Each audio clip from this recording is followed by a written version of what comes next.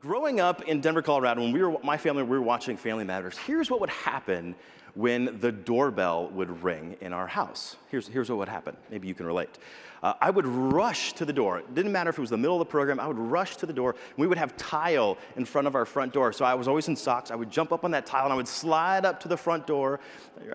And then I would eagerly be peeking out of the window, trying to figure out who's behind this door. And then no matter if it was an aunt or uncle or the pizza person, I would fling open the door and shout, "Hooray! Come on in. Wonderful to see you. Come on in. Come on in."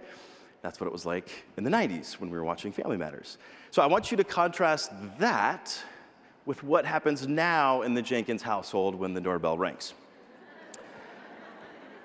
So some of you see where this train's going.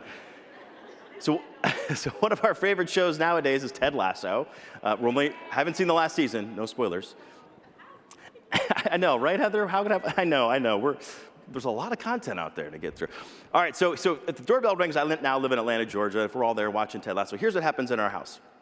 I shush the entire family, I hide from view, and I pray that no one sees any movement inside the house. That's what happens. Judging by the clapping, sounds like some of you can relate. So what the heck has happened here? Why is this, how is this so different? What went wrong with me, perhaps maybe some of you?